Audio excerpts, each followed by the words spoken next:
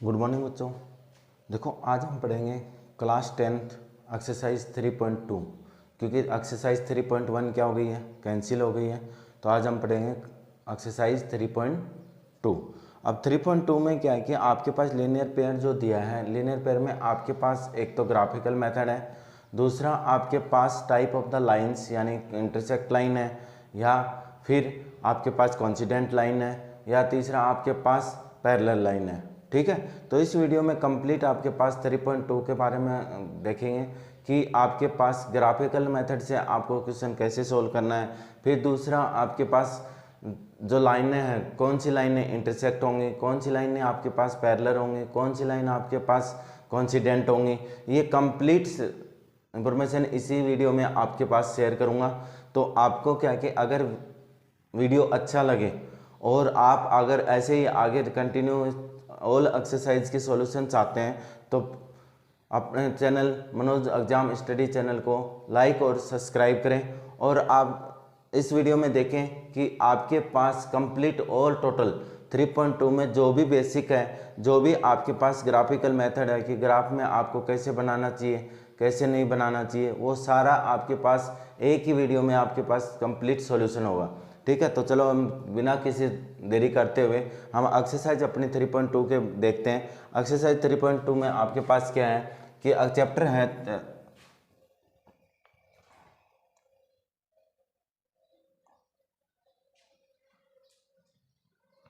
Pair of linear equation and two variable, यानी जिसमें क्या हो कि टू वेरिएबल हो।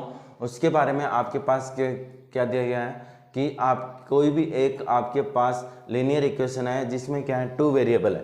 तो देखो पहले तो हम ये समझते हैं कि टू वेरिएबल क्या होते हैं। देखो आपके पास क्या है कि मान लो कि आ गया कि x+2, यानी इसमें कितने वेरिएबल हैं, एक है। अगर आपके पास दूसरी इक्वेशन है x+y, यानी एक वेरिएबल इसमें ये आ गया, एक वेरिएबल ये आ गया, यानी एक वेरिएबल 2, यानी आपके पास क्या है टू वेरिएबल है। अगर आपको ऐसे ही अगर 3 के आ जाए तो आपके पास क्या आ जाएगा x+y+z। लेकिन ये क्या है कि आपके सिलेबस में नहीं है, और अगर ये आपके सिलेबस में तो सिर्फ यही है कि आपके पास जो भी लीनियर इक्वेशन है उसमें कितने वेरिएबल हैं, दो, एक तो x है और दूसरा क्या है y है। अब देखो बेसिक हम ग्राफ के बारे में जानते हैं कि ग्राफ एक्चुअल में होता क्या है और कैसे बनाते हैं ग्राफ को। तो अपने पास सबसे पहले देखते हैं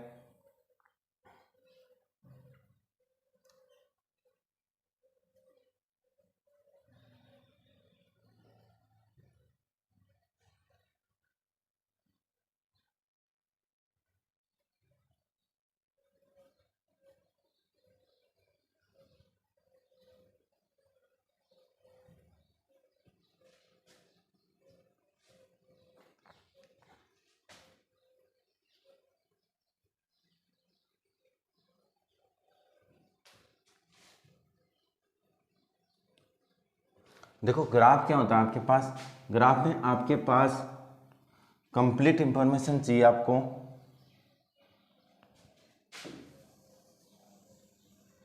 ठीक है,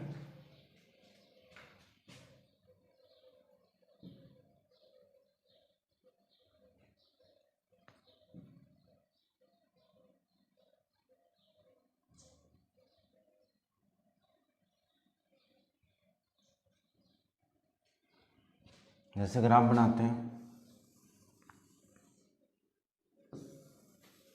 ये क्या है एक्स एक्सिस है और ये क्या है वाई एक्सिस है। ये आपके पास एक्स डैश है और ये क्या है आपके पास वाई डैश है। तो देखो जब भी आपके ग्राफ में क्या क्या आपके पास कोई टेबल है और टेबल के अंदर 2 पॉइंट्स हैं, जैसे आपके पास आ गया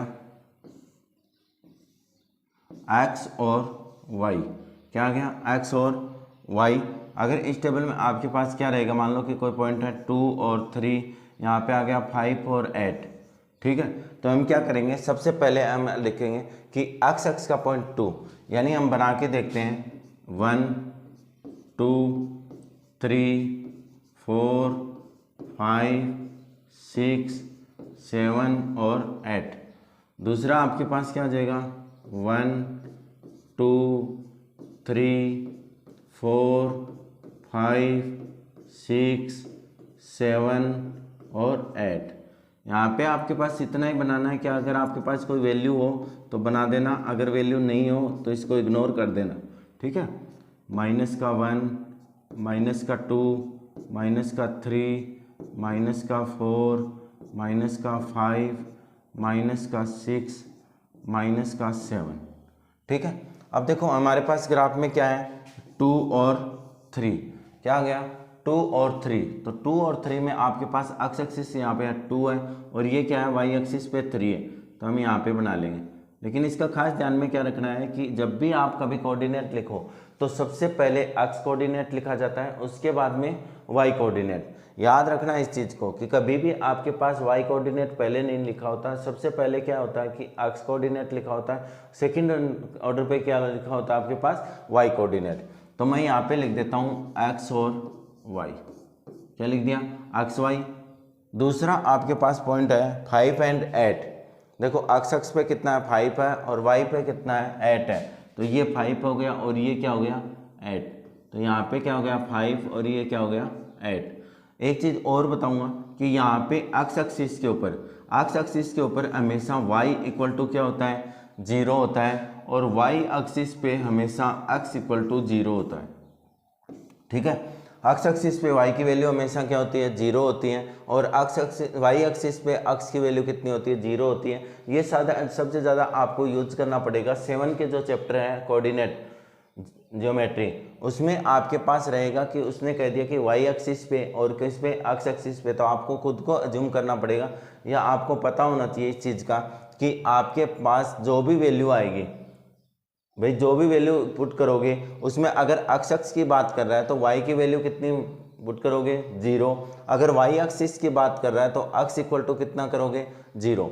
लेकिन यहाँ पे ग्राफ कंप्लीट नहीं होता है, ग्राफ क्या है कि आपने इसको मिला दिया, लेकिन इसका क्या है कि एक स्केल होता है जो आपको बोर्ड क्लास में 100% लिख के देना है। स्केल देखो क्या होता है, लगभग ऑल टोटल में सेम ही होता है 10th क्लास में।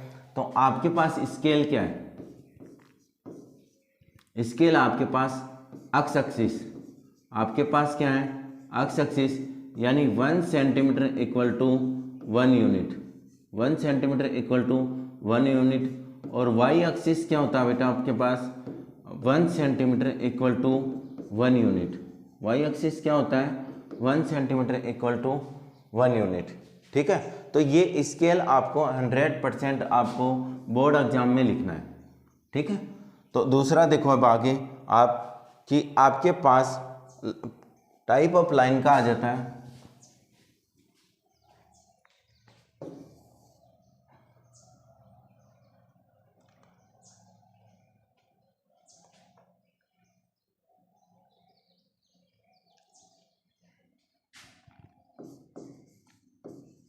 Type of line.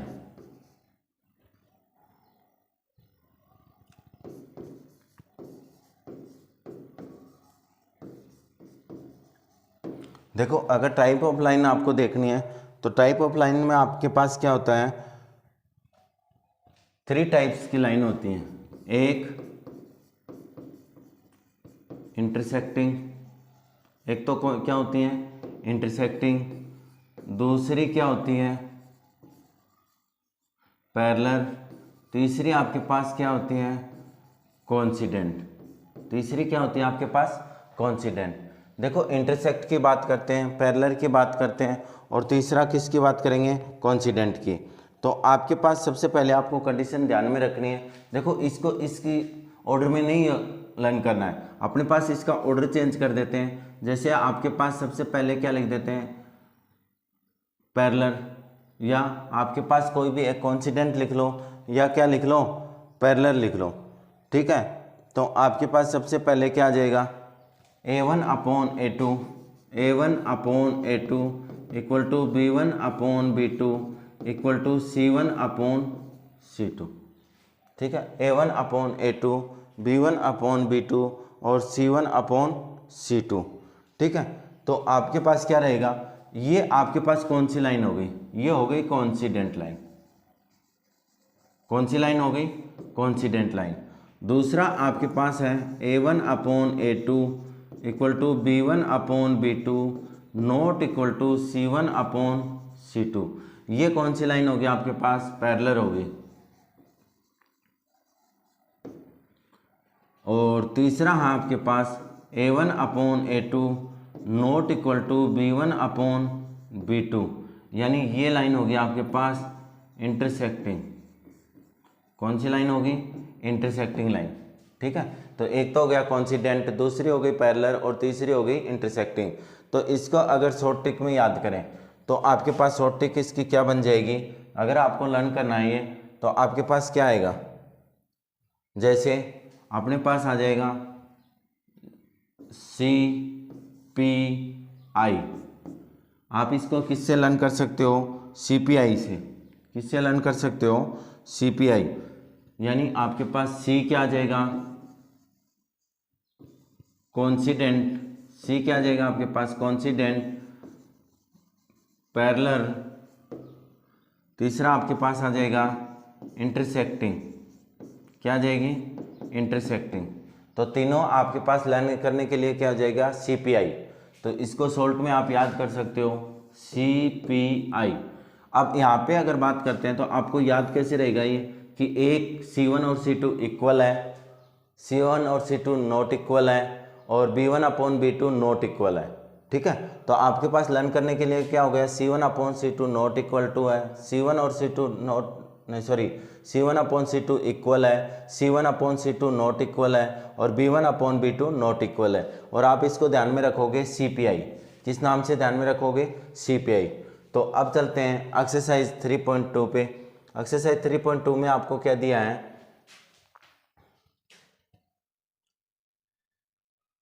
देखो, एक्सरसाइज 3.2 में पहला क्वेश्चन दिया है कि आपको from the pair of equation के बारे में आपको बताया है। तो आपको क्या करना है? From the linear equation of the following problem and find the solution of graphically. Total student 10 student of class 10th। ये कह रहा है कि टोटल स्टूडेंट कितने हैं आपके पास? 10 है। दूसरा आपको कह रहा है कि if the number of the girls is 4 more than the number of boys. कह रहा है कि 4 मोर देन क्या हो? गर्ल्स हों। तो आपके पास find the number of boys and girls who is the took part in the quiz. मतलब गर्ल्स और बॉयज ने कितने स्टूडेंट्स ने इसमें क्विज में अपना पार्टिसिपेशन किया था। तो उसके लिए हम क्या करेंगे? सबसे पहले हम मान लेंगे कि आपके पास क्या दिया है?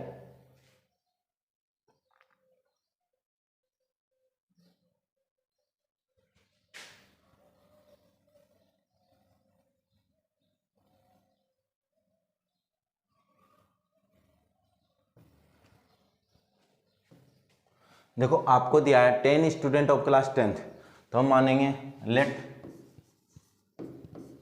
द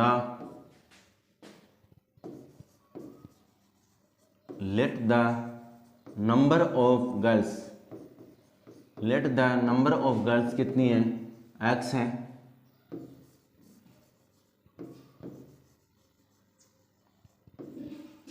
नंबर ऑफ बॉयज कितने हैं? y है। अब देखो, आपको अगर दिखाएं तो आपके पास देखो टोटल स्टूडेंट कितने हैं? 10 स्टूडेंट है। कितने स्टूडेंट है? 10। तो आपके पास क्या हो जाएगा? x plus y equal to 10। दूसरा हमें क्या कह रहा है कि आपके पास जो if the number of girls is 4 more than the number of boys, यानी आपके पास जो गर्ल्स हैं, यानी ये रही गर्ल्स, क्या हैं? बॉयज से कितनी ज़्यादा हैं? 4। यानी आपके पास इक्वेशन बन जाएगी x minus y equal to 4। Equation number 2 और ये इक्वेशन नंबर फर्स्ट। ठीक है, तो अब आपके पास क्या आ जाएगा? फ्रॉम इक्वेशन फर्स्ट से अगर करोगे तो आपके पास क्या आ जाएगा? x equal to 10 minus y. अब देखो, यहाँ पे आपको जो टेबल बनानी है, टेबल बनाने के लिए आपको क्या करना है कि वैल्यू पुट करनी है, और अपने अकॉर्डिंग कोई भी वैल्यू आप पुट कर सकते हो। लेकिन जहाँ पे ये दोनों इक्वेशंस की लाइन इंटरसेक्ट करेंगी वही आपका क्या होगा? आंसर होगा। तो देखो, मैं अगर पुट करता हूँ y इक्वल टू 3, तो x इक्वल टू कितना आ रहा है? 10 माइनस 3 इक्वल टू कितना आ गया? 7। यानी मैंने y इक्वल टू 3 पुट किया तो x इक्वल टू मेरे पास कितना आ गया? 7। अगर मैं y इक्वल टू 5 पुट करता हूँ, क्या करूँगा? 5, तो मेरे पास क्या आएगा x इक्वल टू 10 माइनस 5, यानी क्या आ जाएगा 5। तो मैंने y इक्वल टू 5 पुट किया तो x इक्वल टू भी कितना आया 5। अब देखो ऐसे ही सेकेंड इक्वेशन की बनाते हैं। Second equation from equation second, equation second से देखो आपके पास क्या बनेगा। इक्वेशन सेकेंड ये है, तो x equal to 4 plus y, यानी एक बार मैं क्या करता हूँ y इक्वल टू 3 पुट कर देता हूँ। y इक्वल टू क्या पुट करूँगा 3 पुट कर देता हूँ। y इक्वल टू अगर मैं 3 रखता हूँ तो मेरे पास वैल्यू क्या आएगी, देखो x इक्वल टू 4 प्लस 3 यानी कितनी आ गई 7। दूसरा अगर मैं y इक्वल टू आपके पास पुट कर देता हूँ वैल्यू 2, तो x इक्वल टू कितने आएगी 4 प्लस 2 इक्वल टू 6, यानी आपके पास टेबल क्या बन जाएगी, टेबल आपके पास आ जाएगी, इधर बना लेते हैं क्योंकि इसके बाद में इसको डिलीट भी करना पड़ेगा। तो आपके पास सेकंड टेबल क्या हो गई x और ये क्या आ गया y।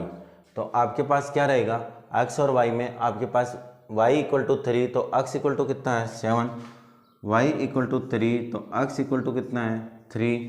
दूसरा आपके पास y इक्वल टू 2 तो x इक्वल टू कितना आया 6। ठीक है, अब इसको क्या करेंगे ग्राफ बनाएंगे। ग्राफ कैसे बनेगा देखो, ग्राफ की देखते हैं।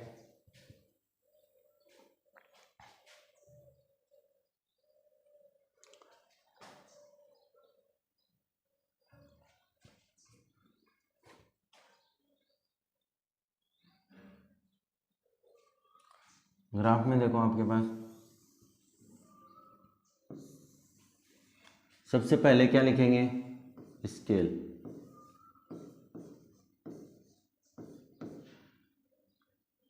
स्केल में आपके पास क्या होता है एक्स एक्सिस, बताया था ना थोड़ी देर पहले। अगर यहाँ पे इसको थोड़ा साइड में भी लिख सकते हो, sorry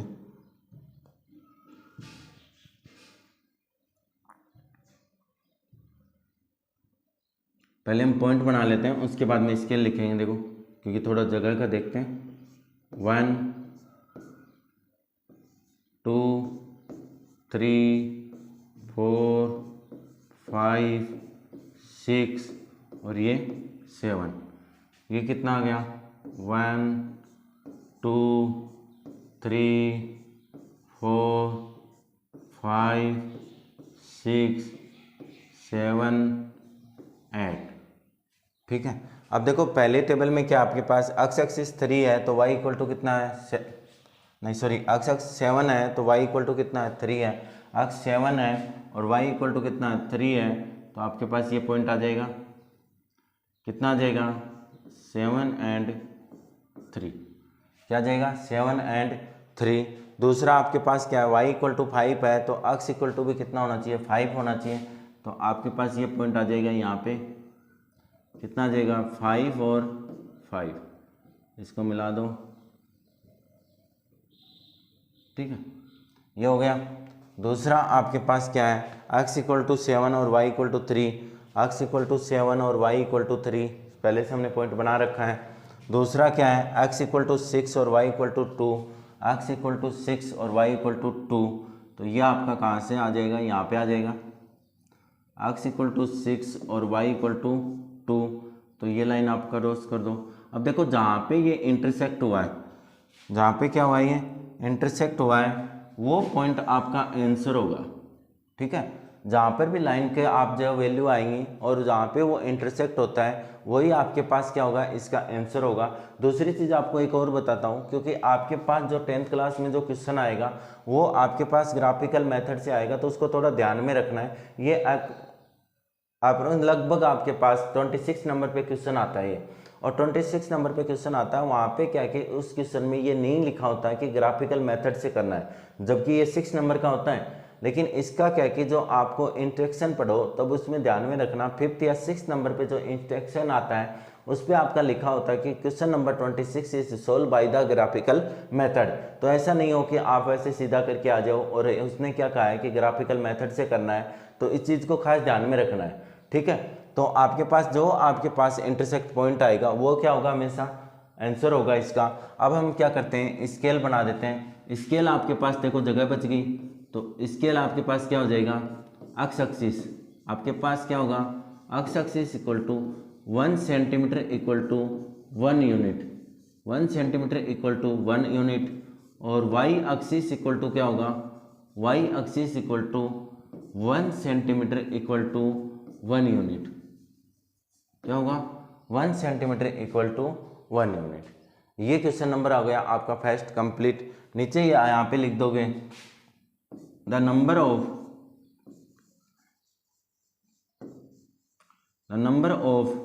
girls, number of girls कितना आ गया, x equal to 7, the number of boys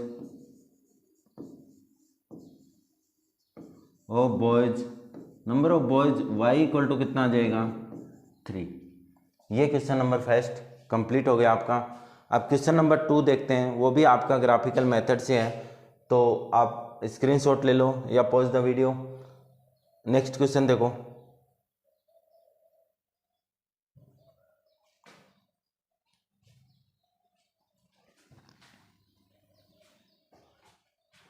आपके पास नेक्स्ट क्वेश्चन क्या है,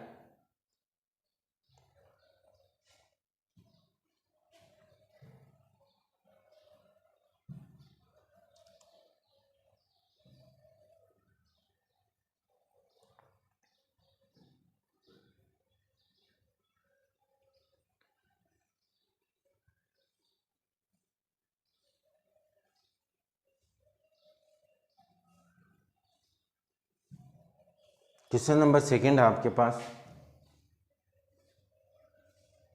क्वेश्चन नंबर सेकंड क्या है, 5 pencil and 7 pen together cost 50 rupees, where the 7 pencil and 5 pens together cost is 46 rupees, find the cost of the pencil and that the 1 pen. तो देखो सबसे पहले हम कॉस्ट मान लेते हैं किसकी, पेंसिल की। तो पेंसिल की कॉस्ट हम क्या मानते हैं, लेट द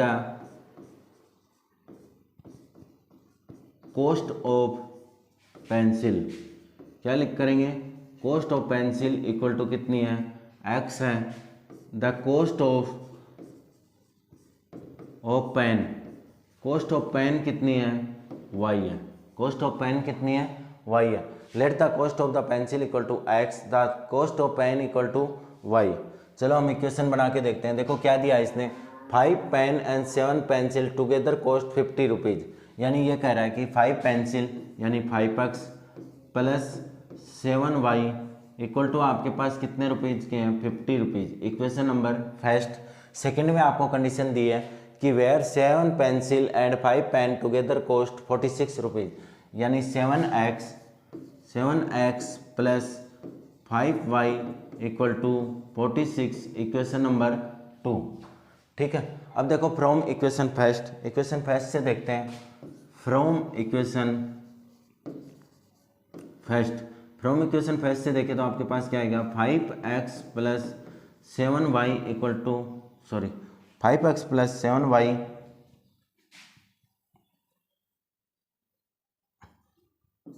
इक्वल टू कितना आ जाएगा, देखो 50 माइनस 7y, तो x इक्वल टू आपके पास कितना आ जाएगा, 50 माइनस 7y अपॉन में 5।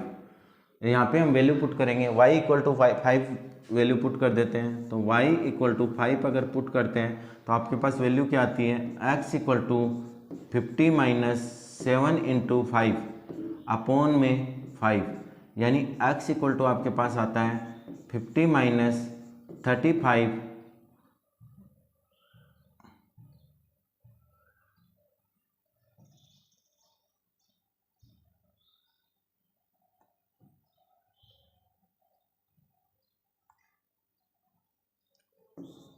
50 माइनस 35 अपॉन 5, यानी आपके पास 15 अपॉन क्या आ गया 5, 5 3 जा 15, यानी x इक्वल टू आपके पास आ गई एक वैल्यू 3। अब दूसरी वैल्यू हम रखते हैं, तो दूसरी वैल्यू भी कोई ऐसी रखो, 4 रख 5 रख ही दिया हमने, और दूसरी वैल्यू आप क्या रख दो, y इक्वल टू, देखो y इक्वल टू आपको वैल्यू याद रखना है कि ऐसी वैल्यू रखनी है जो क्या है कि 50 में से माइनस करने के बाद में आपके पास कंप्लीट क्या हो जाए, डिवाइड हो जाए। ऐसा नहीं कि पॉइंटों में आ जाए, क्योंकि पॉइंटों में क्या है कि आपको ग्राफ नहीं बनाना आता और आप बना भी नहीं सकते, ठीक है। तो आपको ध्यान में रखना है कि कंप्लीट वैल्यू वही रखनी है जिससे आपको 50 में से उस वैल्यू को माइनस करने के बाद में किससे डिवाइड हो जाए, 5 से। तो आपके पास देखो y इक्वल टू मैं रख देता हूँ 10, y इक्वल टू मैं क्या रख देता हूँ 10, तो x इक्वल टू क्या आएगा 50 माइनस 7 इंटू 10 अपॉन में 5। तो आपके पास आ जाएगा 50 माइनस 70 अपॉन में 5, यानी माइनस का 20 अपॉन 5, और 5 से कैंसिल करोगे तो कितना आएगा माइनस का 4, यानी x इक्वल टू आ गया माइनस का 4। इधर हम इसकी टेबल बना लेते हैं। फर्स्ट टेबल हमारे पास क्या होगी, यहाँ पे आपको सिर्फ 2 ही वैल्यू निकालनी है, ठीक है, ज़्यादा वैल्यू निकालने की जरूरत नहीं है।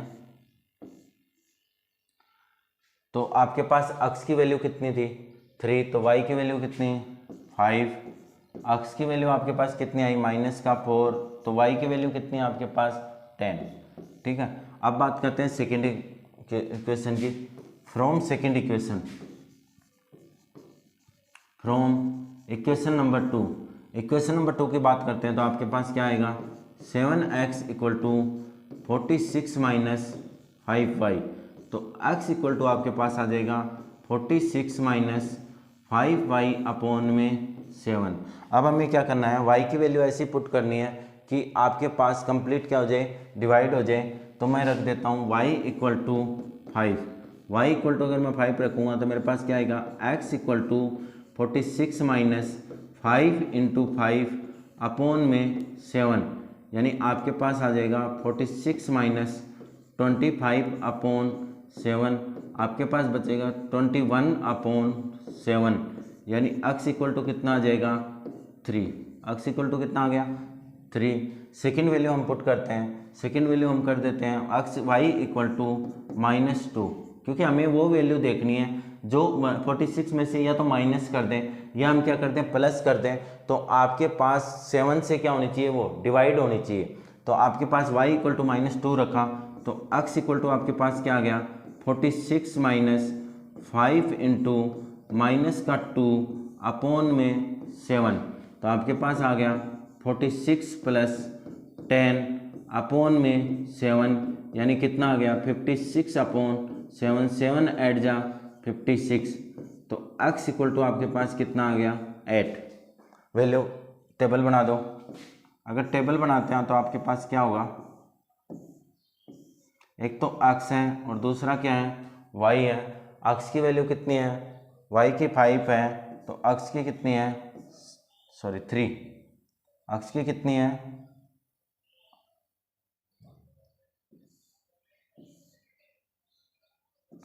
3 है। और अगर y की वैल्यू कितनी है, y की वैल्यू -2 है, y की वैल्यू कितनी है -2 है, तो x की वैल्यू कितनी आई है 8, x की वैल्यू कितनी आ गई आपके पास 8। तो चलो नेक्स्ट आप ग्राफ बनाते हैं। ग्राफ में आपके पास सबसे पहले देखते हैं स्केल बन,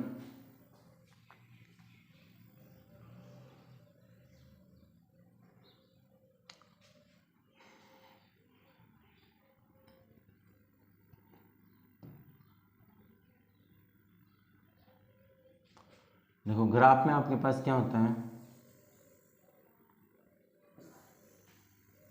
ये क्या है एक्स एक्सिस है और ये क्या है वाई एक्सिस है, ठीक है। ये क्या हो गई आपके पास एक्स एक्सिस हो गई, ये क्या हो गई वाई एक्सिस। अब देखो यहाँ पे आपको देखना है कि मेरी कौन सी वैल्यू कहाँ तक बिलोंग कर रही है।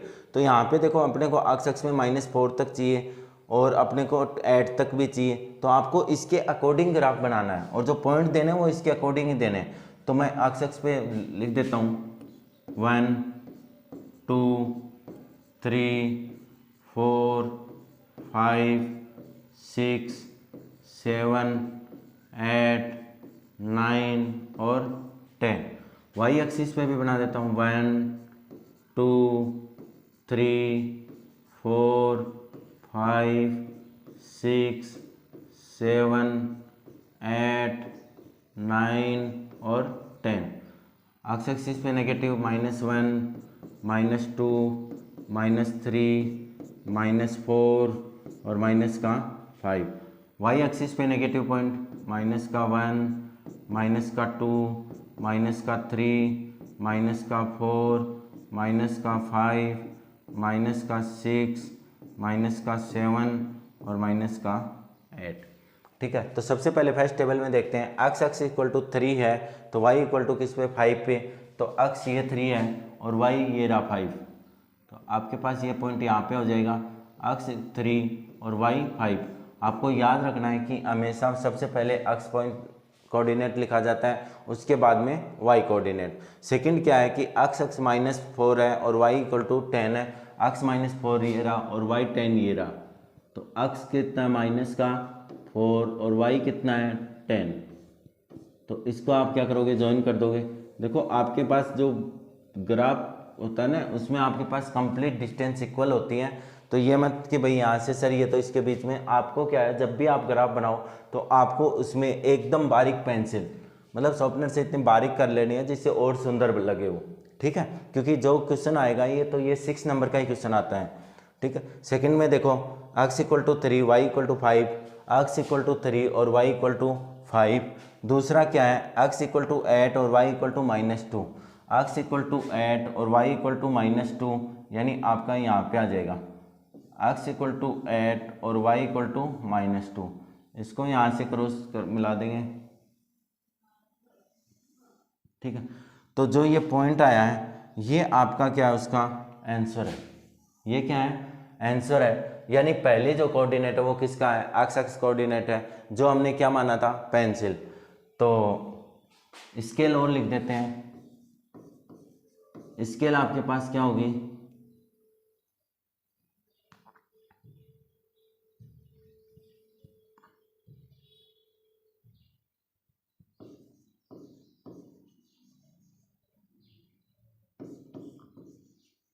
X axis 1 centimetre equal to 1 unit, y axis 1 centimetre equal to 1 unit. ठीक है, ये आपका क्या हो गया, स्केल हो गया और आपका ग्राफ क्या हो गया, कंप्लीट हो गया। अब आंसर आपके पास क्या था, the cost of pencil, the cost of pencil, pencil की कॉस्ट एक्स इक्वल टू कितना है 3, द कॉस्ट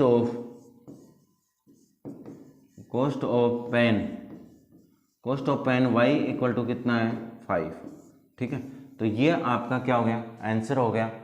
और आगे के 3.2 के क्वेश्चन नंबर 2, 3, 4, 5, 6 और 7 आपको नेक्स्ट वीडियो में इसका सॉल्यूशन मिलेगा। तो आपको नेक्स्ट वीडियो देखने के लिए चैनल को लाइक एंड सब्सक्राइब कीजिए। इसकी नेक्स्ट वीडियो कल इसी टाइम आपके पास फिर डाउनलोड होगी, तो आप चैनल को लाइक सब्सक्राइब और कमेंट्स ज़रूर कीजिए कि कमेंट से हमें ये पता चले कि हाँ भाई अब बच्चों को क्या प्रॉब्लम आ रही है, और कमेंट से ही हमें पता लगेगा कि जो आपकी प्रॉब्लम है उसका सॉल्यूशन करके, क्योंकि जब भी हम पढ़ाना स्टार्ट करेंगे, नेक्स्ट वीडियो बनाएंगे, तो उसमें आपके पास हम क्या करेंगे, सबसे पहले कमेंट पढ़ेंगे और कमेंट के अकॉर्डिंग जो आपके पास प्रॉब्लम आई उस प्रॉब्लम का क्या करेंगे, सॉल्यूशन करेंगे। उसके बाद में नेक्स्ट टॉपिक स्टार्ट करेंगे। ठीक है, तो यही साइंस में होता है और यही आपके पास क्या है, मैथ का है। तो साइंस और मैथ की classes all total syllabus are available in on channel Manoj exam study. Okay, thank you.